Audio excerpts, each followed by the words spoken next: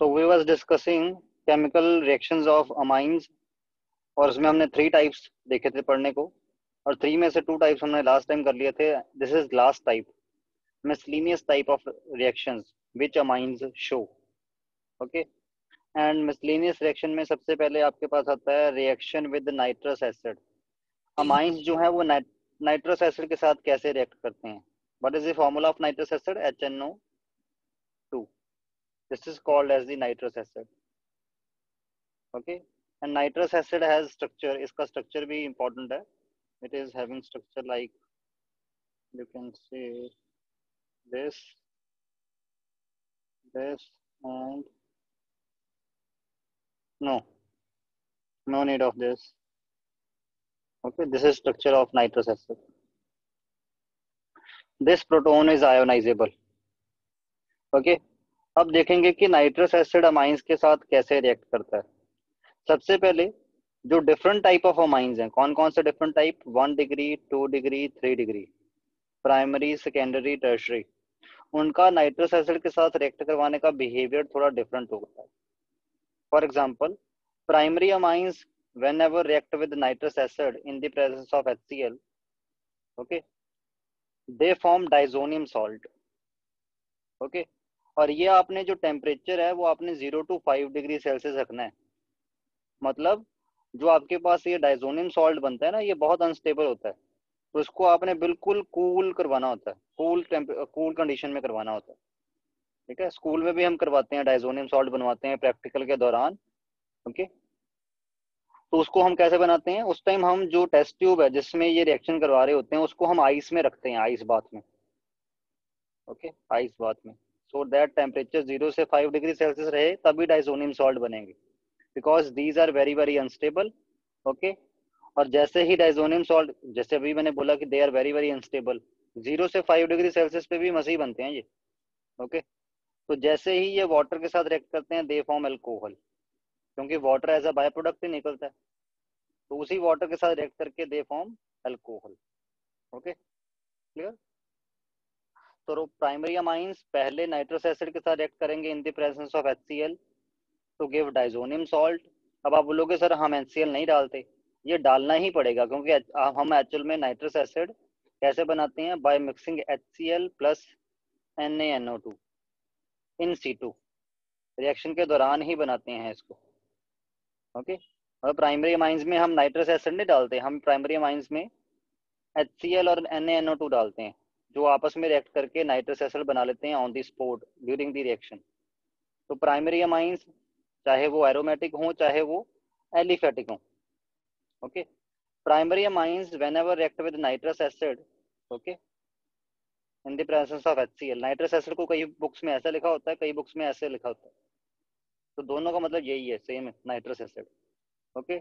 In the presence, in the temperature of 0 to 5 degree Celsius, then this amine group undergoes diazotization. ये diazonium salt बन गया, इसको बोलते हैं diazotization reaction. Okay. This is important. Okay. तो आपके पास diazonium salt बन जाता है, और जब डाइजोनियम सॉल्ट की हाइड्रोलिसिस करवाई जाए तो होता क्या है, यहाँ से ये बन जाता है नाइट्रोजन, ये क्लोरीन बन जाता है HCl, और वाटर में से जो OH बचा होता है, that attack on this and it form ultimately phenol. Okay. और 1 डिग्री अमाइंस अगर एलिफेटिक हो, ये तो मैंने एरोमेटिक 1 डिग्री अमाइन की बात करी ना, इसमें R जो है वो बेंजीन रिंग है. इसके केस में हालांकि थोड़ा बहुत स्टेबल भी होता है बेंजीन डाइजोनियम सॉल्ट जो बनता है. अगर 1 डिग्री अमाइन से भी ये बनता है, 1 डिग्री अमाइन भी जब नाइट्रस एसिड से रिएक्ट करता है, तो आपके पास पहले डाइजोटाइजेशन ही होती है. ओके. बट इसका डाइजोनियम सॉल्ट तो इतना ज्यादा अनस्टेबल होता है कि अल्टीमेटली वो अल्कोहल में कन्वर्ट हो ही जाता है, तो उसको हम दिखाते ही नहीं है. हालांकि इसको आप ऐसे भी दिखा सकते थे कि इसको ऐसे डायरेक्ट ना दिखा के रिएक्शन को, इसको स्टेप्स में दिखा सकते हो. दैट पहले ये क्या करता है, पहले it is going to form diazonium salt like this, okay, plus 2H2O. then this diazonium salt on hydration on reacting with water form alcohol. इसको आप ऐसे भी दिखा सकते हो, ये अल्टरनेट वे हो गया. Okay. Alternate way. But actual में ये वाला सेंटर वाला स्टेप हम क्यों नहीं दिखाते, क्योंकि इसका डाइजोनियम सॉल्ट ये वाला जो बनता है ये बहुत ज्यादा अनस्टेबल होता है, तो इसलिए इसको दिखाने की जरूरत ही नहीं है। यहाँ पे साथ में HCl भी प्लस करना है। ओके, तो ये मतलब इतना ज्यादा अनस्टेबल होता है। एरोमेटिक 1 डिग्री अमाइन वाला जो आपका डाइजोनियम सॉल्ट होता है वो थोड़ा बहुत फिर स्टेबल होता है, वो भी इस लो टेम्परेचर पे। जो एलिफेटिक 1 डिग्री अमाइन का डाइजोनियम सॉल्ट बनता है वो तो मतलब जमा ही अनस्टेबल होता है, तो वो बनता ही नहीं अल्टीमेटली।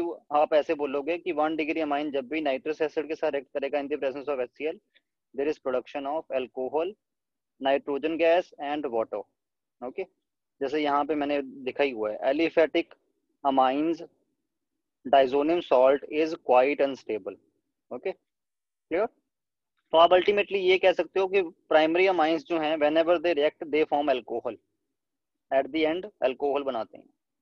ओके, अब बात करते हैं सेकेंडरी अमाइंस की, 2 degree amines. Okay, 2 degree amines जब भी रिएक्ट करते हैं with the nitrous acid they are going to give nitroso amine, N nitroso amine. Nitroso किसको बोलते हैं? This group is called as the nitroso group. Okay, और यहाँ पे एन नाइट्रोसो लिखा है, इट मींस अमाइंस के, अमाइंस में इसको एन नाइट्रोसो अमाइन कब बोलेंगे? जब अमाइन का जो NH2 अमाइन में N होता है ना ये वाला, ओके, इस ग्रुप के ऊपर जब NO ग्रुप लग जाएगा ये वाला नाइट्रोसो ग्रुप, उसको बोलेंगे एन नाइट्रोसो अमाइन, जिसमें अमाइन का एक हाइड्रोजन जो है वो नाइट्रोसो ग्रुप से सब्स्टिट्यूट हो जाएगा। तो जब भी आपके 2 डिग्री अमाइन, चाहे वो दोनों ग्रुप एरोमेटिक हो, चाहे दोनों ग्रुप एरोमेटिक हो, चाहे दोनों ग्रुप एलिफेटिक हो, चाहे उनमें से एक एरोमेटिक एक एलिफेटिक हो, जब भी ये रिएक्ट करेगा नाइट्रस एसिड के साथ, तो इसमें से NO निकल के इसके साथ जुड़ जाएगा, यहाँ से हाइड्रोजन निकल जाएगा। ओके, लाइक दिस NO बन जाएगा। ये इसको क्या बोलते हैं? N nitroso amine. जैसे इसका नेम क्या बनेगा? N nitroso. एन नाइट्रोसो क्यों बोल रहे हैं? कि नाइट्रोजन के ऊपर नाइट्रोसो ग्रुप की सब्स्टिट्यूशन हो गई है। ओके, बाकी इसका नेम तो जो आप लिखोगे वही बनना है। जैसे इसका नेम होगा इस एल्काइल का ग्रुप, ग्रुप का नेम इस एल्काइल ग्रुप का नेम, और एंड में अमाइन, तो इसको लिखोगे N nitroso dialkyl amine. Dialkyl क्यों लिखा? क्योंकि अभी ये दोनों सेम ही मैंने लिखे हुए हैं ना, आर आर। वो आर की वैल्यू क्या है वो तो हम अकॉर्डिंग टू एग्जांपल पुट कर लेंगे। Plus water will be the by product. Okay, जैसे इसमें मैंने एग्जांपल दे ही रखी है ये वाली, दिस इज एग्जांपल। ओके, इसमें मैंने सेकेंडरी अमाइन लिया है जिसमें एक साइड फिनाइल रिंग लगी है, एक साइड मिथाइल रिंग लगी है। तो होगा क्या, इसका हाइड्रोजन NO ग्रुप से रिप्लेस हो जाएगा लाइक दिस। ओके, और ये हाइड्रोजन और इसका OH जो है मिलके वाटर बनाएंगे। अब इसका नेम क्या होगा? नाइट्रोजन के ऊपर ये वाला ग्रुप लगा नाइट्रोसो, एन नाइट्रोसो। ओके, और अब इसका नेम क्या बनेगा?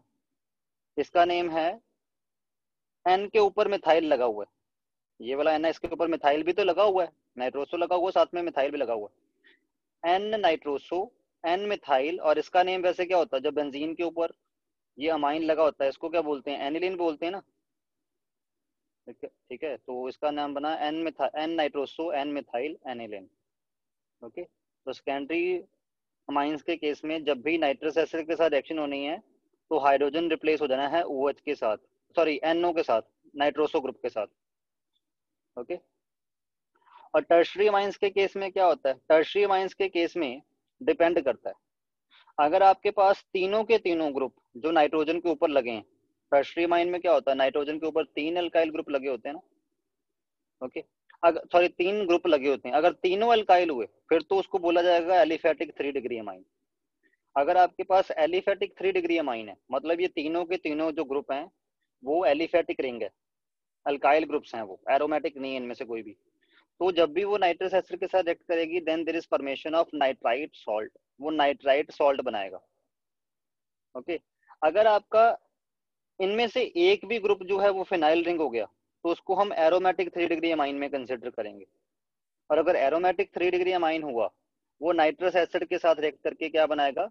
Para substituted nitroso amine.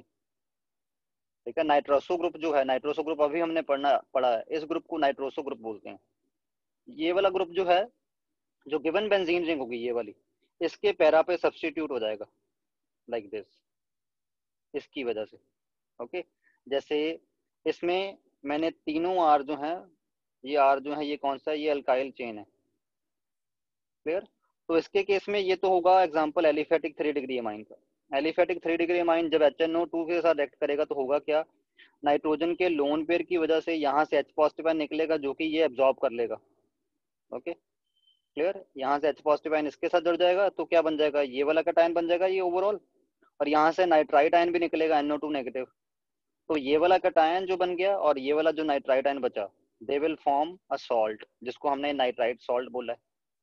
Okay but मैंने क्या बोला था, अगर इनमें से एक भी अल्काइल ग्रुप हो गया, एक भी फिनाइल रिंग हो गई, तो उसको क्या बोलेंगे, एरोमेटिक 3 डिग्री अमाइन। जैसे ये रहा, ये एरोमेटिक 3 डिग्री अमाइन है। इसके केस में क्या होगा, इसके केस में HNO2 का जो नाइट्रोसो ग्रुप इसने छोड़ना है NO, वो इस इस फिनाइल के यहाँ पे लग जाएगा पैरा पोजीशन पे, क्योंकि इस बेंजीन रिंग के ऊपर ये वाला पूरा ग्रुप लगा हुआ ना इस साइड से, तो यहाँ पे लगेगा NO ग्रुप। क्लियर, तो बस इसको बना देना है जैसे ये बना रखा है मैंने, नाइट्रोजन के ऊपर 2 मिथाइल रिंग और ये फिनाइल रिंग, ये ऐसा सच बना दिया मैंने थोड़ा ओरिएंटेट करके, और बस इसके रिस्पेक्ट में ये जो ग्रुप ऑलरेडी लगा है इसके पैरा पोजीशन पे नाइट्रोसो ग्रुप लगा दिया NO। Okay clear, and H2O will be the by product. Clear, तो अगर एरोमेटिक 3 डिग्री अमाइन है then you will get para nitroso amine group amines. Okay, और ये ग्रीन कलर के होते हैं। अगर आपके पास एलिफेटिक 3 डिग्री अमाइन हुआ, वो HNO2 के साथ रिएक्ट करके दे will form nitrite salt. Okay, इनके केस में इन तीनों आर में से कोई भी बेंजीन रिंग नहीं होना चाहिए। Okay, so these are the reactions of amines, different type of amines with nitrous acid. Okay, second है रिएक्शन विद ग्रिग्नर्ड रिएजेंट। वही बात आ गई, ग्रिग्नर्ड रिएजेंट कहीं ना कहीं हर चैप्टर में आपको मिला ही है ऑर्गेनिक कंपाउंड, ऑर्गेनिक केमिस्ट्री में, क्योंकि ये एक मल्टी टैलेंटेड हमारा है रिएजेंट जो कि कई तरह के कंपाउंड को सिंथेसाइज करने में काम आता है। अब हम यहाँ पे देखेंगे कि अमाइंस के साथ ग्रिग्नर्ड रिएजेंट कैसे रिएक्ट करता है। ग्रिग्नर्ड रिएजेंट की प्रेजेंस में अमाइंस वैसे लुईस बेस होते हैं, बट ग्रिग्नर्ड रिएजेंट की प्रेजेंस में they act as a acid, मतलब अपने में से H पॉजिटिव आयन लिबरेट करते हैं, as a Bronsted Lowry acid behave करते हैं H पॉजिटिव आयन रिलीज करवा के। ठीक है, बट ब्रॉन्स्टेड लॉरिक एसिड की तरह वही अमाइन एक्ट कर सकते हैं जिनके पास हाइड्रोजन हो, कम से कम एक हाइड्रोजन तो चाहिए। जैसे हमें पता है कि अगर आपके पास 1 डिग्री अमाइन हो तो उसमें तो 2 हाइड्रोजन होते हैं, कोई प्रॉब्लम ही नहीं है। तो 1 डिग्री अमाइन जो है वो ग्रिग्नर्ड रिएजेंट के साथ एक्ट कर सकते हैं, रिएक्ट कर सकते हैं। अगर 2 डिग्री अमाइन हुआ तो उसमें क्या होगा, एन के साथ 2 अल्काइल ग्रुप लगे होते हैं, एक हाइड्रोजन लगा होता है, इसमें भी एक हाइड्रोजन है जो एज अ प्रोटोन रिलीज हो सकता है। तो ग्रिग्नर्ड रीजन इसके साथ भी रिएक्ट कर सकते हैं एज अ एसिड बिहेव करके। बट अगर 3 डिग्री अमाइन हुआ लाइक दिस, तो ये एज अ एसिड एक्ट नहीं कर सकते, इसलिए ये ग्रिग्नर्ड रीजन के साथ रिएक्ट भी नहीं करते। ओके, तो only 1 degree and 2 degree amines react with the Grignard reagent. ठीक है, इसको हम इसमें हम जो है इसमें हम ये देखेंगे एसिडिक नेचर ऑफ अमाइंस पढ़ेंगे। मतलब ग्रिग्नर्ड रिएजेंट ऐसे हैं कि वो अमाइंस को प्रोटॉन रिलीज करने पे मजबूर कर देते हैं। ओके, और आपको पता ही है ग्रिग्नर्ड रिएजेंट में जो ये अल्काइल ग्रुप होता है इसके ऊपर पार्शियल नेगेटिव, मैग्नीशियम के ऊपर पार्शियल पॉजिटिव। तो होता क्या है, यहाँ से प्रोटॉन रिलीज होगा that will bind with this R dash, और ये जो बाकी पार्ट बचेगा जो पार्शियल नेगेटिव होगा that will bind with this part. तो आर डैश के साथ जब एच जुड़ जाएगा दे विल फॉर्म एल्केन। ये जो एल्केन बनेगा इसमें ये जो अल्काइल ग्रुप है वो कहाँ से आया है, वो ग्रिग्नर्ड रिएजेंट वाला आया। ओके, और आपका ये वाला एज अ बाय प्रोडक्ट बन जाएगा, ये और ये जुड़ने से जो बना that will be the by product. Okay, मतलब बेसिकली देखा जाए तो ये वाला रिएक्शन प्रेपरेशन ऑफ एल्केन्स में यूज किया जा सकता है। आपने देखा होगा ग्रिग्नर्ड रीजन को एल्केन्स बनाने में बड़ी जगह इसकी हेल्प ली जाती है। ओके, सिमिलरली अगर 2 डिग्री अमाइन है उस टाइम भी आपका बनेगा एल्केन ही, आर डैश और ये एच मिलके बना लेंगे एल्केन, और ये मिलके आपस में they will form a byproduct like this. Okay, and 3 degree amines cannot act like Bronsted acid, तो इसलिए वो रिएक्ट ये वाला रिएक्शन शो ही नहीं करवाते। Okay,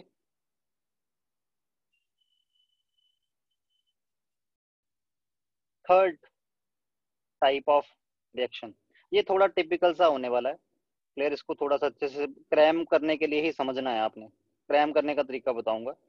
reaction with carbon disulphide. Carbon disulphide क्या है, CS2। इसकी में बॉन्डिंग ऐसी होती है, C double bond S, C double bond S, इसको बोलते हैं कार्बन डाइसल्फाइड। ओके, सो इसमें सबसे पहले इसमें भी हम कैटेगरी वाइज पढ़ेंगे। ठीक है, first first of all carbon disulphide की रिएक्शन देखनी है with aliphatic 1 degree amine. Aliphatic 1 degree amine का मतलब समझ गए आप, ये होते हैं 1 डिग्री अमाइन। इनमें ये जो आर है ये बेंजीन नहीं हो सकता, उसको बोलते हैं aliphatic 1 degree amine. Aliphatic 1 degree amine, यहाँ पे 1 डिग्री लिखना भूल गया मैं शायद। एलिफेटिक 1 डिग्री अमाइन जब भी कार्बन डाइसल्फाइड के साथ रिएक्ट करते हैं, इनको दोनों को मिक्स करके आपने पहले वार्म करना है। तो पहले आपके पास क्या बनेगा, डाई थायो alkyl carb carbamic acid. Okay, ये थोड़ा नया नेम है, आपको ऐसा याद कर लेना है कि इसको कार्बामिक एसिड बोलते हैं। Okay, clear. और उसमें जब आप मर्क्यूरिक क्लोराइड डाल के हीट करोगे, okay, that will leads to the formation of alkyl isothiocyanate. Okay, अब इसमें एग्जांपल देख लेते हैं। शुरू में ये वाला जो स्टेप होना है, इसमें जो अमाइन है वो एज अ न्यूक्लियोफाइल एक्ट करेगा और कार्बन के ऊपर अटैक करेगा। ओके, जिसकी वजह से ये वाला डबल बॉन्ड के दोनों इलेक्ट्रॉन शिफ्ट होकर सल्फर के ऊपर जाएंगे। नाइट्रोजन के ऊपर जो पॉजिटिव चार्ज आएगा उसको वैनिश करने के लिए वो प्रोटोन निकालेगा, जो प्रोटोन इस सल्फर के साथ जुड़ जाएगा। अल्टीमेटली आपके पास ये वाला प्रोडक्ट बनेगा। इसको मैंने ऐसे दिखाया, इधर करके दिखा दिया, डबल बॉन्ड ऐसे करके ऐसे। ओके, ये एस नेगेटिव बना था, इसके पास एक प्रोटोन चला गया इसका, तो ये बन गया आपके पास प्रोडक्ट। इसको बोलते हैं डाई थायो alkyl carbamic acid. This is the carbamic acid. Okay, तो आपके पास ये कार्बामिक एसिड बन गया। इसमें जब आप मर्क्यूरिक क्लोराइड डालोगे और हीट करोगे, then what you will get, इसको यहाँ से एस एच गया, यहाँ से एच गया, और यहाँ पर डबल बॉन्ड आ जाएगा। क्या बन जाएगा, R N double bond C double bond S. This will be your product, जिसको हम क्या बोलते हैं, ये अल्काइल है ना, इसको बोलते हैं alkyl isothiocyanate. This is called as the alkyl. Actual में ये साइनेट है, उसके ऊपर थायो ग्रुप लग गया है सल्फर, इसलिए इसको क्या बोलते हैं, अल्काइल आइसोथायोसाइनेट।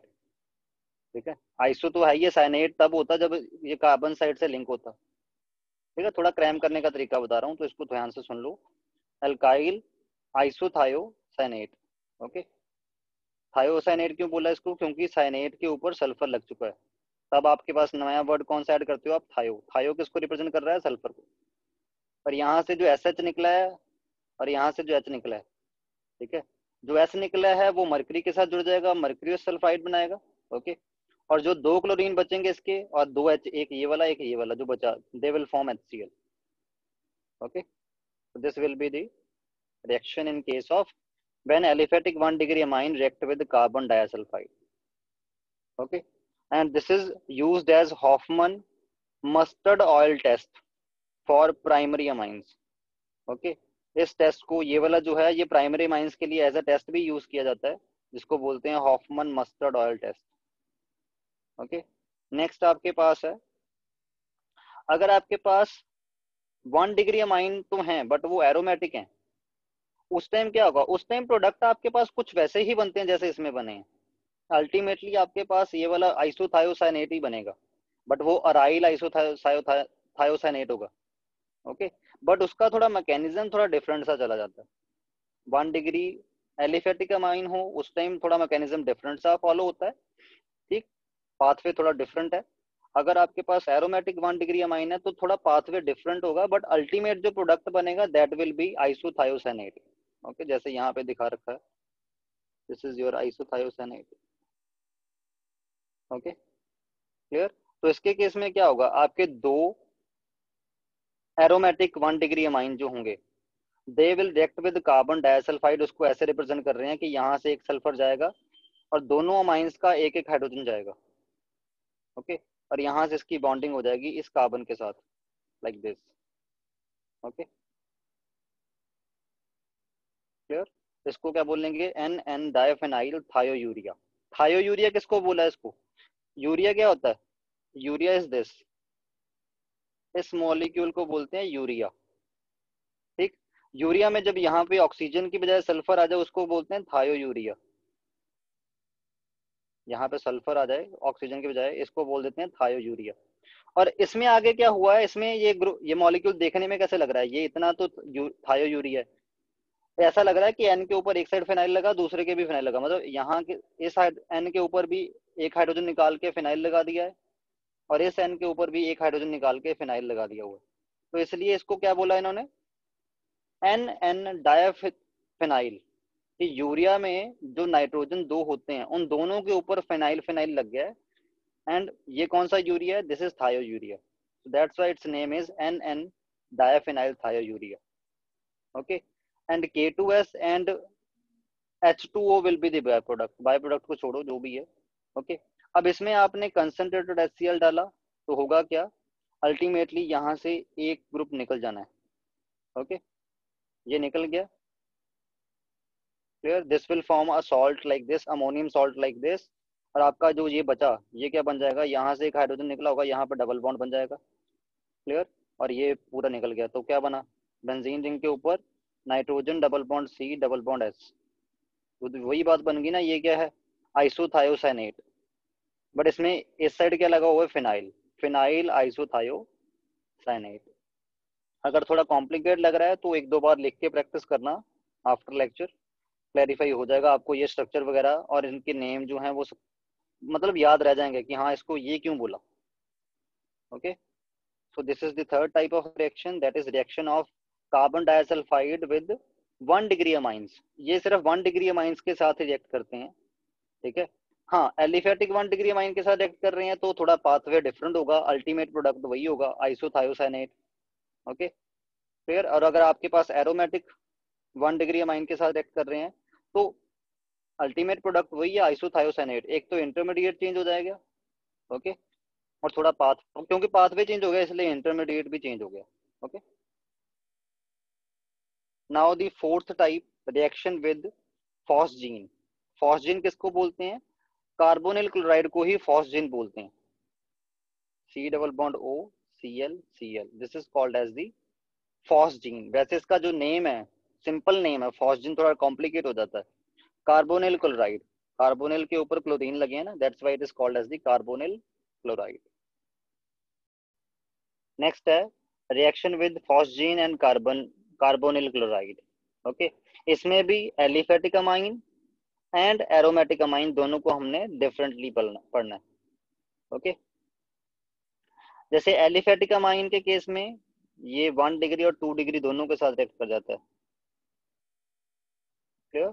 तो 1 डिग्री आपके पास अगर है अमाइन तो वो क्या करेगा, 1 डिग्री अमाइन में से दो अमाइन लेंगे, दोनों में से एक अमाइन इस क्लोरीन की बजाय अपने आप को जोड़ लेगा, दूसरा अमाइन इस क्लोरीन की बजाय अपने आप को जोड़ लेगा, अपना एक एक हाइड्रोजन निकाल के, एक इस साइड लग जाएगा, दो लिए ना, दूसरे वाला इस साइड लग जाएगा, लाइक दिस, और आपके पास 2HCl will be the by product. अब इसका नेम क्या है, वैसे ये मॉलिक्यूल कैसा होता है, मैंने क्या बोला था आपको, ये मॉलिक्यूल क्या है, C double bond O NH2, ये किसका फॉर्मूला है, ये यूरिया का फॉर्मूला है।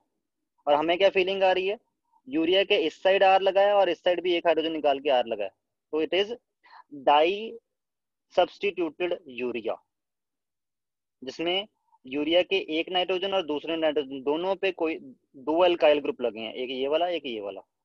Okay, di substituted urea. Okay, this is called as, this product is called as the di substituted urea. और 2 डिग्री अमाइंस के केस में भी ऐसा ही होता है, इसने एक अपना हाइड्रोजन छोड़ देना, इसमें है ही एक है, इसमें तो चलो दो थे ना, उसमें से एक जाता है। ओके, इसमें एक हाइड्रोजन है, वो दो मॉलिक्यूल दोनों ने अपना हाइड्रोजन निकाल देना है, क्लोरीन के साथ रिएक्ट करवा देना है, एक यहाँ जुड़ जाएगा एक यहाँ जुड़ जाएगा, this will be like this. अब ये भी हमें यूरिया लग रहा है, but this is tetra substituted urea. क्यों बोला टेट्रा सब्सटीट्यूटेड, क्योंकि नाइट्रोजन के ऊपर दो अल्काइल ग्रुप लगे हैं ना इसमें, और इस वाले राइट वाले पे भी दो अल्काइल ग्रुप लगे हैं, you will get tetra substituted urea and 2HCl will be the byproduct। Okay, और अगर आपके पास एरोमेटिक अमाइंस हुआ तो थोड़ा सा मैकेनिज्म डिफरेंट है और अल्टीमेट एंड प्रोडक्ट भी डिफरेंट है। तो क्या होगा, आपके पास ये जो COCl2 किसको लिखा मैंने, इसको फॉस्जीन को ही COCl2 ऐसे शॉर्ट फॉर्म में लिखते हैं, तो होगा क्या, पहले C double bond O Cl Cl, एक क्लोरीन और इसका एक हाइड्रोजन जाएगा। ओके, तो क्या बनेगा आपके पास, ये बचा NH, और इसमें से ये क्लोरीन निकाल दो और बाकी जो है इसके साथ जोड़ दो, you will get this group. Okay, और इसमें से भी अल्टीमेटली ये जो क्लोरीन है और ये जो हाइड्रोजन है ये निकल जाता है और यहाँ पे डबल बॉन्ड आ जाता है, तो it is this will be the product, ultimate product. इसका एक्सपेंडेड स्ट्रक्चर बना देता हूँ मैं यहाँ पे, आपको थोड़ा कंफ्यूजन से बच जाओगे। NH C double bond O Cl। Okay, तो अल्टीमेटली यहाँ से ये क्लोरीन निकलेगा। ओके, वेट, इसको मैं इसका मैकेनिज्म थोड़ा सा आपको एक्सप्लेन कर ही देता हूँ। यहाँ यहाँ से इसको यहाँ लिखता हूँ, NH थोड़ा एक्सपेंड करके लिखें, C double bond O Cl। यहाँ से क्लोराइड निकला और यहाँ से नाइट्रोजन ने अपने लोन पेयर को यहाँ पर डबल बॉन्ड बनाने के लिए भेज दिया। ओके, तो ultimately what you will gate N double bond C double bond O, और यहाँ से Cl नेगेटिव निकल गया, यहाँ से ऐसे हो चुका है। बट नाइट्रोजन अपने ऊपर ज़्यादा देर पॉजिटिव रखेगा? नहीं रखेगा, तो ये अपने में से प्रोटॉन भी निकाल देगा। तो प्रोटॉन भी निकल गया, तो ये प्रोटॉन और ये Cl जुड़ के क्या बन जाएंगे? दे will form together HCl which will be the by product. और ये अब क्या बन गया? आपके पास बन गया ना मॉलिक्यूल ऐसा। ठीक, अब इसका नेम क्या है? अब ये ग्रुप देखा देखा लग रहा है, N double bond C double bond S, इसको तो बोलते हैं आइसोथायोसायानेट। ठीक है, अब इसके केस में यहाँ पे सल्फर ना होके ऑक्सीजन है, तो थायो वर्ड नहीं आएगा, बाकी तो नेम सेम है। इसका नेम क्या होगा फिर? आइसोसायानेट। दिस इज आइसोसायानेट, और इसके ऊपर ये क्या लगा है? फिनाइल, तो that's why it is phenyl isocyanate. और ऐसा मॉलिक्यूल आपने पीछे देखा है, बस फर्क क्या है इसमें और इसमें? इसमें यहाँ पे सल्फर लगा हुआ है, इसलिए इसको क्या बोला? फिनाइल आइसोथायोसानेट। तो इनकी नेमिंग थोड़ी सी आपको दिमाग में रख के चलनी पड़नी है। ओके, थोड़ा सा कोरिलेटेड सा ही है। क्लियर? तो this is the reaction with phosgene. Okay, next we will discuss oxidation. Amines की ऑक्सीडेशन कैसे होती है?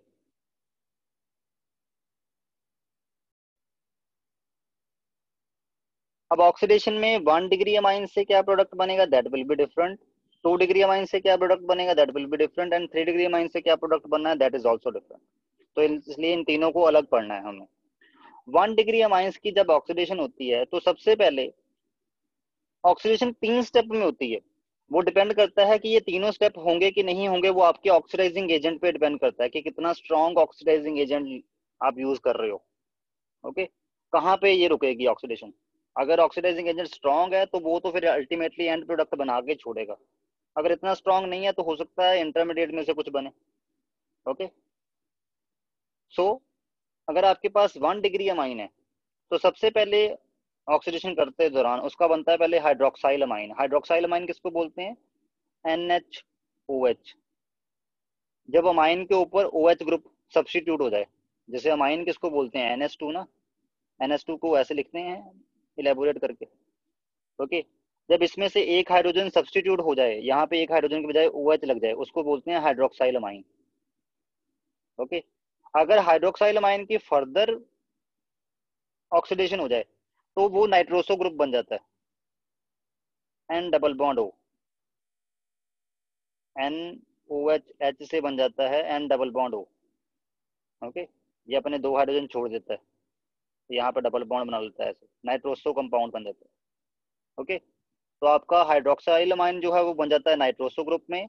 अगर फर्दर ऑक्सीडेशन होगी, आपका नाइट्रोसो ग्रुप जो है वो NO2 बनने में ज्यादा टाइम नहीं लगाएगा, ultimately you will gate nitro compound. Okay, तो अगर 1 डिग्री अमाइन से शुरू कर रहे हो, अगर आपने फर्स्ट स्टेप जो होगा that will be the hydroxyl amine, जिसमें एक हाइड्रोजन निकलेगा और उसकी बजाय, निकलेगा नहीं मतलब सॉरी, इसमें एक ऑक्सीजन ऐड हो जाएगा, तो क्या बन जाएगा? वो हाइड्रोक्साइल अमाइन। ओके, अगर इसकी फर्दर ऑक्सीडेशन हो गई then you will get nitroso compound. Okay, तब इसमें से 2 हाइड्रोजन निकल जाएंगे और यहाँ पे डबल बॉन्ड आ जाएगा। और वो 2 हाइड्रोजन जो निकलेंगे वो ऑक्सीडाइजिंग एजेंट में से एक ऑक्सीजन लेके H2O बना के बाहर as a by product. Okay, और अगर इसमें फर्दर ऑक्सीजन ऐड हो गई then it will gets converted to the nitro group. Okay, clear. जैसे यहाँ पे 1 डिग्री अमाइन की एग्जांपल है, इसमें KMnO4 डाला तो ultimately KMnO4 is a strong oxidising agent, तो ये क्या है, जो इसको नाइट्रो बना के ही छोड़ेगा। अगर यहाँ पे वीक होगा तो आप यहाँ पे प्रोडक्ट जो है, जैसे थोड़ा सा वीक है, जैसे लेट अस से क्रोमियम ट्राइऑक्साइड है, ओके, इट इज माइल्ड, तो उसके केस में क्या होगा, उसके केस में ये नाइट्रोसो तक ही आएगा। अगर आपने मान लो ऑक्सीडाइजिंग एजेंट यूज किया और वीक, PCC, pyridinium क्लोरोक्रोमेट, तो क्या होगा, तो आपका यही हाइड्रोक्साइल अमाइन तक ही रुक जाएगा। ओके, बट इसमें अल्टीमेटली हम नाइट्रो ही बनाते होते हैं, 1 डिग्री अमाइन से अल्टीमेटली नाइट्रो ही ज्यादातर जो एग्जाम पॉइंट ऑफ व्यू से इंपॉर्टेंट है, वो 1 डिग्री अमाइन से नाइट्रो कैसे बनाना है। You will have to use strong oxidising agent like KMnO4।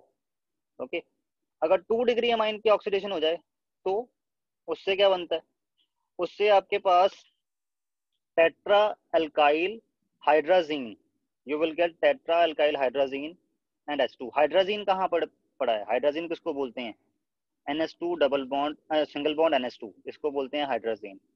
Tetra alkyl hydrazine का मतलब आप समझ गए कि जो हाइड्रोजन है उसकी बजाय कोई ना कोई एल्काइल ग्रुप लगा होना, इसको बोलते हैं tetra alkyl hydrazine and H2O will be the by product.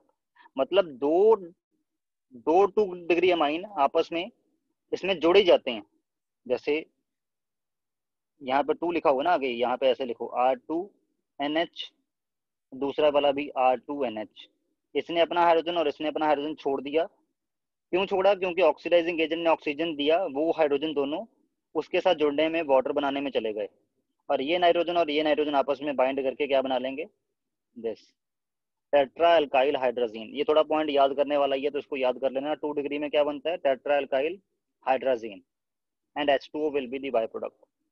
और 3 डिग्री अमाइन के केस में क्या होगा, अल्टीमेटली 3 डिग्री अमाइन के केस में you will get amine N oxide, मतलब जो आपका अमाइन है उसके नाइट्रोजन, उसका नाइट्रोजन ऑक्सीजन के साथ डेटिव बॉन्ड बना लेगा and it will form amine N oxide. Okay, और इसमें ऑक्सीडेशन जो है वो KMnO4 की प्रेजेंस में नहीं होती, इसके ऑक्सीडेशन करवाने के लिए एक special type of oxidising agent ही यूज करना पड़ता है। ठीक है, या तो आपको यूज करना पड़ेगा हाइड्रोजन परऑक्साइड प्लस ओजोन, यहाँ पे और लिख दिया मैंने, यहाँ पे प्लस ओजोन आना है, हाइड्रोजन परऑक्साइड प्लस ओजोन, या तो आपको यूज करना पड़ेगा, और यहाँ पे आएगा H2SO5, this is a special type of acid called as the Caro's acid. Okay, तो कैरोज एसिड यूज करो, या आप hydrogen peroxide and ozone use करो, तो उसमें से ऑक्सीडेशन, उसकी वजह से ऑक्सीडेशन होगी 3 डिग्री अमाइन की and it will gets converted to amine N oxide. Okay, so that's it with oxidation. हाँ, और अगर आपके पास एरोमेटिक अमाइंस हैं, एरोमेटिक अमाइंस के केस में इनकी ऑक्सीडेशन वैसे इतनी इंपॉर्टेंट नहीं है, क्योंकि आपके पास मिक्सचर ऑफ प्रोडक्ट बन जाते हैं।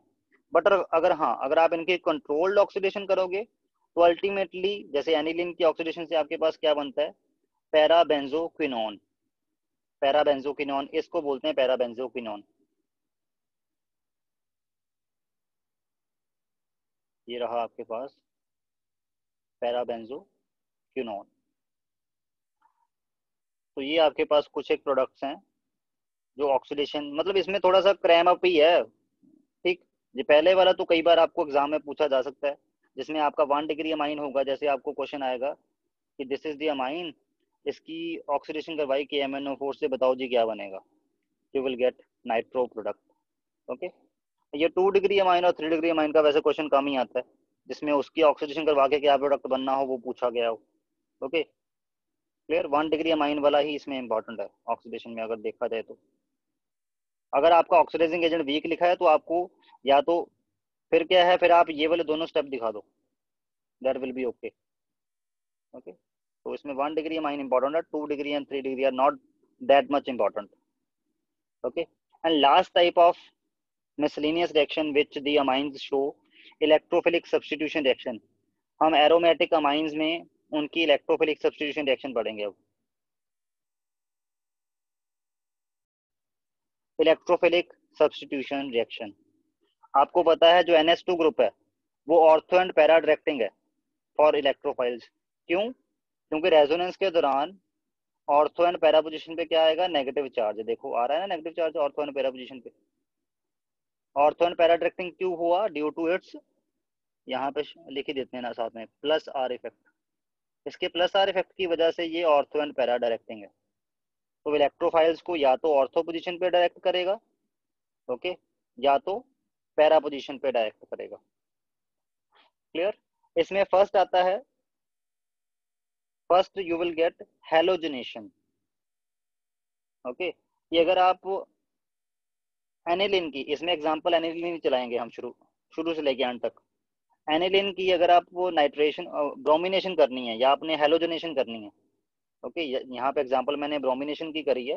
हेलोजनेशन में आप क्लोरीन भी ऐड कर सकते हो, ओके, आयोडीन भी ऐड कर सकते हो। क्लियर? हेलोजनेशन अगर आपने करनी है एनिलीन की तो सिंपली हो जाती है, आपको बस एनिलीन और ब्रोमीन को मिक्स करना है और इन the presence of water. But इसके केस में aniline is this so much ring activating, ये रिंग को बहुत ज्यादा एक्टिवेट कर देता है। तो होता क्या है, ऑर्थो पैरा ऑर्थो, ये ऑर्थो एंड पैरा डायरेक्टिंग है ना, दोनों ऑर्थो पोजीशन पे और साथ में पैरा पोजीशन पे, इन तीनों पे सब्स्टिट्यूशन हो जाती है like this. You will gate try substituted product. और यहाँ से एक एच यहाँ से निकलेगा, एक यहाँ से, एक यहाँ से, 3 एच निकलते हैं। 3 एच और जो 3 ब्रोमीन बचते हैं वो they will form HBr as a by product. Okay, और ऐसा क्यों हुआ अगर आपको कोई पूछ ले कि इसमें ट्राई सब्स्टिट्यूटेड प्रोडक्ट बन गया, क्लियर, ऐसा क्यों हुआ, आप बोलोगे due to strong plus R effect of NH2 ग्रुप। NH2 ग्रुप का जो प्लस आर इफेक्ट है that is very very strong. But अगर क्वेश्चन आता है कि अगर मान लो हमने मोनो सब्स्टिट्यूटेड प्रोडक्ट ही बनाना है, हमने एनिलीन में मोनो सब्स्टिट्यूशन ही करवानी है, हम चाहते हैं सिर्फ ऑर्थो पे सब्स्टिट्यूशन हो या पैरा पे सब्स्टिट्यूशन हो, तब क्या किया जाए?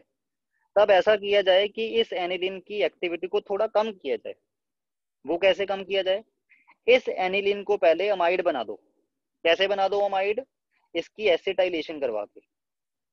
Okay, for monohalogenation deactivate NH2 group by acetylation, उसको अमाइड में कन्वर्ट करके इसकी एक्टिवेशन कम कैसे, इसकी एक्टिविटी कम कैसे हो जाती है इस वाले ग्रुप की? क्योंकि इसके ऊपर जो लोन पेयर होता है वो यहाँ इस कार्बोनिल के साथ रेजोनेंस करवाने में बिजी हो जाता है। अगर यहाँ पे रेजोनेंस करवाने में नहीं आएगा बेंजीन रिंग के साथ, तो बेंजीन रिंग को थोड़ा कम एक्टिवेट करेगा। करेगा तो सही अभी भी, बट उतना नहीं कर पाएगा जितना ये NH2 की फॉर्म में करता है। ओके, तो अब इसकी एक्टिविटी होगी थोड़ी कम। अब ये रिंग को ठीक ठाक एक्टिवेट करेगा, मींस रिंग में या तो ऑर्थो पोजीशन पे, सॉरी, या तो पैरा पोजीशन पे सब्स्टिट्यूशन होगी या तो ऑर्थो पोजीशन पे। Okay, clear? तो अब आप बोलोगे कि सर ये तो प्रोडक्ट ही चेंज हो गया, हमें तो सब्स्टिट्यूटेड एनिलीन चाहिए ना। अब तो ये तो आपने कुछ और ही बना दिए, यहाँ पे तो अभी अमाइड ग्रुप आपने कर दिया चेंज। अब इसको क्या करें? इस अमाइड ग्रुप को आप हटा सकते हो, कैसे? Bye hydrolysis. हाइड्रोलिसिस में ये अमाइड ग्रुप दोबारा हट जाएगा, तो क्या बन जाएगा आपके पास? यहाँ पे इसको मैं ठीक ही कर देता, लिख ही देता हूँ आगे क्या बनेगा आपके पास। After hydrolysis you will get your products. ये वाला जो है ये किस में कन्वर्ट हो जाएगा? This will gets converted to, जो अमाइड है वो दोबारा से NH2 बन जाएगा, और इसमें भी आपका जो अमाइड है वो NH2 बन गया। ओके, तो ऐसे दिमाग लगाना पड़ता है, ऐसे ही केमिस्ट सोचता है कि मेरे को अगर मोनो सब्स्टिट्यूशन करवानी है और ये जिंक को बहुत ज्यादा एक्टिवेट कर दे रहा है, तो मैं क्या करूं, पहले इसकी एक्टिविटी को थोड़ा सा कम करूं। बिल्कुल भी खत्म नहीं कर देना एक्टिविटी को, थोड़ा सा कम करूं। ठीक है, वो कम करने के लिए उसने मेथड ढूंढा एसिटाइलेशन। इसको अमाइड बना दो एसिटाइलेशन करवा के। अमाइड बना दोगे तो क्या होगा, इस नाइट्रोजन के जो लोन पेयर की एक्टिविटी है टुवर्ड प्लस आर इफेक्ट वो थोड़ी कम हो जाएगी, जिसकी वजह से अब अगर इसकी ब्रोमिनेशन करोगे तो होगा क्या, या तो पैरा पोजीशन, मतलब इतना ज्यादा हाईली एक्टिव नहीं हुआ पड़ा ये बेंजीन, तो इसलिए या तो पैरा पे होगी या तो ऑर्थो पे, क्योंकि ये भी group ortho and para directing की है। क्लियर?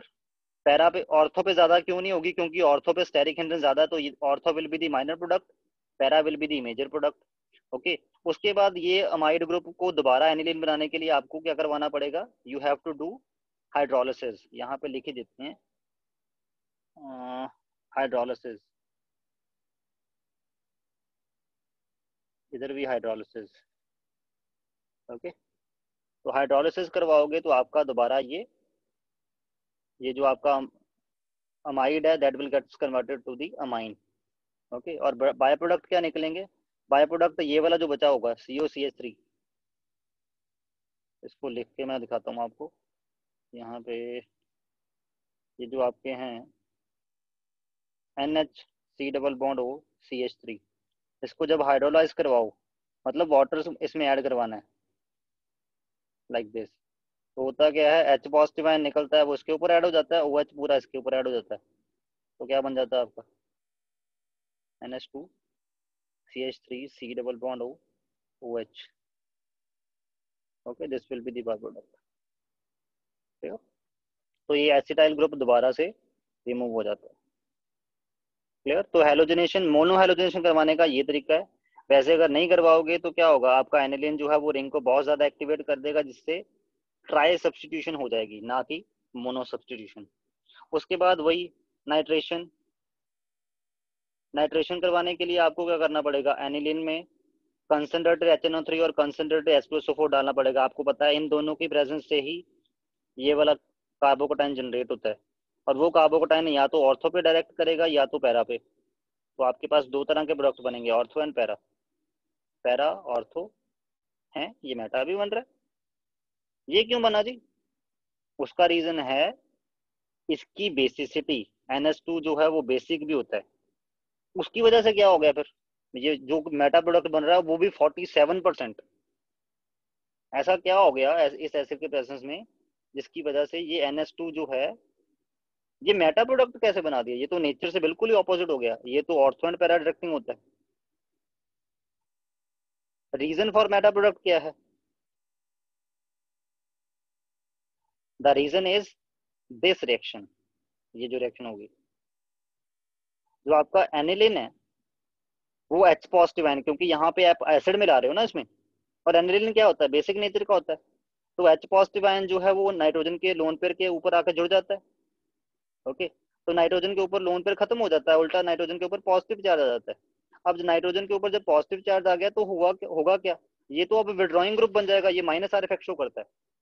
और जब माइनस आर इफेक्ट शो करेगा तो क्या होगा, तब रिंग के ऊपर पॉजिटिव चार्ज लाना शुरू कर देगा। किस किस पोजीशन पे पॉजिटिव लेके आएगा, ऑर्थो पे और पैरा पे, मेटा पे नहीं आया। तो इट मींस इस फॉर्म में जब वो एनिलिनियम आयन की फॉर्म में होता है तो क्या करता है, वो मेटा डायरेक्टिंग बन जाता है। ठीक है, इलेक्ट्रोफाइल को किस पोजीशन पे डायरेक्ट करेगा, मेटा पोजीशन पे। इसलिए इसमें जब आप ये मिक्स करोगे कंसंट्रेटेड HNO3 एंड H2SO4, तो होगा क्या, एसिड का प्रोटॉन एब्जॉर्ब होने की वजह से ये एनिलीन एनिलीनियम आयन में कन्वर्ट जब होगा, और इस एनिलीनियम ग्रुप का जो है माइनस आर इफेक्ट की वजह से जो आपका नाइट्रो ग्रुप होगा NO2 पॉजिटिव, उसको किसकी तरफ डायरेक्ट करेगा, वो मेटा पोजीशन की तरफ। और इसलिए ये जो है दैट इज 47% बन जाता है। ऑर्थो पे तो वैसे भी कम सब्स्टिट्यूशन क्यों होती है, due to steric hindrance. Okay, वो तो हमने पिछले रिएक्शन में भी देखा था, ये वाला जब हमने मोनो सब्स्टिट्यूशन करवाई थी, कि ऑर्थो तो वैसे भी कम ही बनता है। Okay, due to steric hindrance. Okay, तो इसलिए ऑर्थो 2% क्यों हुआ, उससे ज्यादा मेन पॉइंट ये है कि ये 47% कैसे होगा मेटा। उसका reason is this formation of this anilinium ion. Okay, answer ये है इसका, अगर ये क्वेश्चन है। ओके, अगर आपने इसमें भी आपने सोचा है कि मैं चाहता हूं जी इसमें मेटा प्रोडक्ट ना बने, बने ही ना, तो उसका भी क्या हल है, एसिटाइलेशन है। इसका भी हल है एसिटाइलेशन। वो कैसे? उसका रीजन ये है, जब आप इसको एसिटाइल बना देते हो, जैसे यहाँ पे एसिटाइल बना दिया, तो नाइट्रोजन का लोन पेयर, मैंने क्या बोला, वो इस साइड भी बिजी हो जाता है रेजोनेंस करवाने में। तो नाइट्रोजन इतनी जल्दी प्रोटॉन को भी एब्जॉर्ब नहीं करेगा अपने ऊपर, और अपने ऊपर अगर प्रोटॉन को एब्जॉर्ब नहीं करेगा तो पॉजिटिव कैसे बनेगा, अगर पॉजिटिव नहीं बनेगा तो माइनस आर इफेक्ट नहीं शो करवाएगा, और जब तक माइनस आर इफेक्ट नहीं शो करवाता तब तक ये मेटा डायरेक्टिंग नहीं ना होगा ग्रुप ये। ठीक है, तो अगर आप इस रिएक्शन में, ये वाली रिएक्शन में मेटा प्रोडक्ट को अवॉइड करना चाहते हो तो भी आपको क्या करवाना पड़ेगा, पहले पहले आपको अपने एनिलीन को एसिटाइलेट करवा के उसको एनिलिन ग्रुप NH2 ग्रुप को, अमाइन ग्रुप को अमाइड ग्रुप बनाना पड़ेगा, सो दैट ये प्रोटोन एब्जॉर्ब ना कर सके। जब प्रोटोन एब्जॉर्ब नहीं करेगा तो एन के ऊपर कभी पॉजिटिव नहीं आएगा और वो माइनस आर इफेक्ट नहीं शो करवा सकता। ओके, तो इसमें भी रीजन आप सेम ही दोगे जो पीछे दिया आपने। ओके, एक्टिविटी कम करने वाला। एक्टिविटी कम कैसे होती है? नाइट्रोजन के ऊपर जो लोन पेयर है उसको सिर्फ बेंजीन वाली साइड ना जाने की ऑप्शन ना देके दूसरी साइड जाने की भी ऑप्शन दे दी हमने कि इस साइड भी रेजोनेंस करवा सकता है, जिसकी वजह से नाइट्रोजन का जो लोन पेयर है वो ज्यादा स्कैटर्ड हो जाता है, एक जगह इलेक्ट्रॉन डेंस की फॉर्म में नहीं रहता। ओके, तो ये रीजन है आपके पास ये मेटा प्रोडक्ट बनने का, और ये इंपॉर्टेंट क्वेश्चन है, ये बड़ी बार एग्जाम में आ चुका है, कंपटीशन में डायरेक्टली भी और इनडायरेक्टली कई बार कंपटीशन में भी इसके क्वेश्चन बन चुके हैं इसी कंसेप्ट से रिलेटेड। आगे है सल्फोनेशन।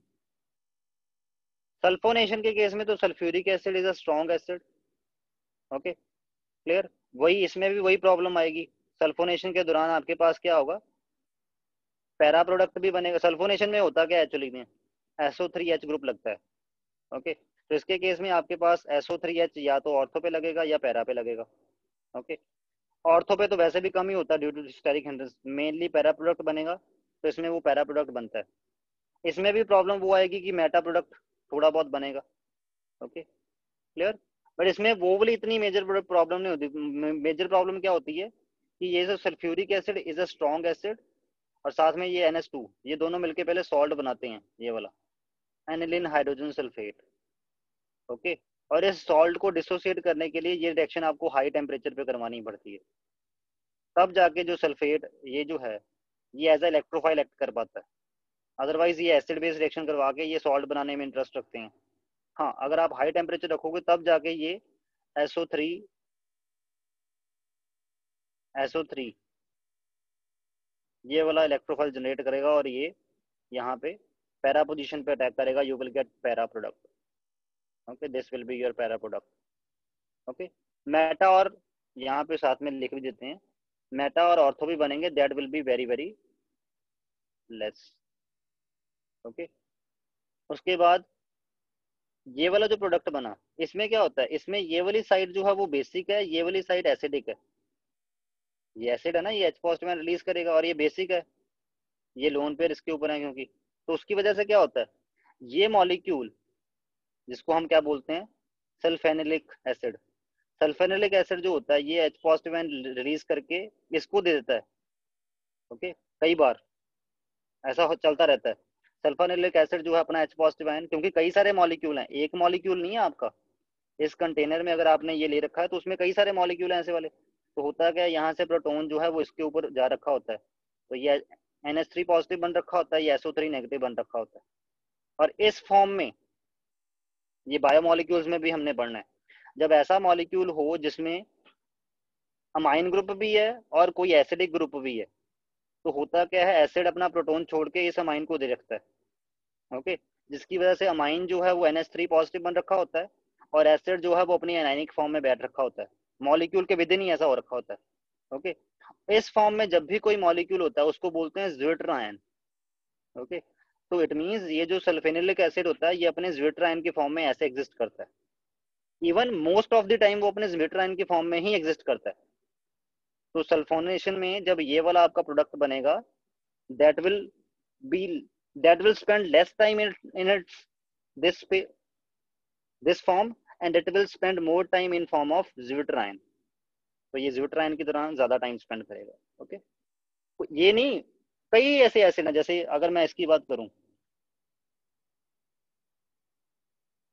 ये वाला मॉलिक्यूल है। Okay, clear. तो ये वाला मॉलिक्यूल अपना H पॉजिटिव निकाल के यहाँ पे खुद नेगेटिव हो जाता है, और इसका वो H पॉजिटिव इसको मिल चुका होता है, ये NH3 पॉजिटिव बन जाता है। इसको भी zwitterion ही बोलते हैं, zwitterion is general term. Okay, which is used for these type of molecule in which acid will exist as its anion and base will exist as its cation after gaining the proton of that particular acid। okay, और last में है Friedel Crafts reaction. Friedel Crafts reaction ये करवाते ही नहीं है, they will not show Friedel Crafts reaction at all. जो aniline है क्यों नहीं करवाती? क्योंकि आपने जो Lewis acid as a catalyst use करना होता है। Aniline being a strong Lewis base, उस लुईस एसिड के साथ क्लब करके इस फॉर्म में आ जाता है। लुईस एसिड को अपना काम करना ही नहीं देता। ओके, जब तक ये अपना काम नहीं करेगा, जैसे इसका काम क्या होता है, AlCl3 क्या करता है, जैसे मान लो आप फ्रीडर क्राफ्ट एल्काइलेशन की बात कर रहे हो, एल्काइल ग्रुप ऐड करना है आपने, ठीक है, मिथाइल क्लोराइड की रिएक्शन करवा रहे थे आप इसके साथ। ओके, आपने मिथाइल क्लोराइड को, मिथाइल क्लोराइड के साथ इसने क्या रिएक्शन करवाना होता है, पहले इसमें से क्लोराइड आयन निकालता है, अपने में लेके जाता है, CH3 पॉजिटिव और AlCl3 Cl4 नेगेटिव बनता है। ये Cl3 नेगेटिव जो बनता है वो अटैक करता है फिर आगे, है ना। इसमें क्या होगा, AlCl3 को ये वाला रिएक्शन करवाने के लिए टाइम ही कहाँ है, वो तो इसके साथ पहले जुड़ गया, क्योंकि ये बीइंग का लुईस बेस इसके साथ जुड़ जाएगा, जिसकी वजह से क्या होगा, ये बन जाएगा और ये फर्दर रिएक्ट नहीं करेगा। तो फ्रीडर क्राफ्ट की ना तो एल्काइलेशन ना ही एसाइलेशन, फ्रीडर क्राफ्ट में आगे दो है ना, एल्काइलेशन और दूसरा एसाइलेशन, दोनों ही ये शो नहीं करवाता।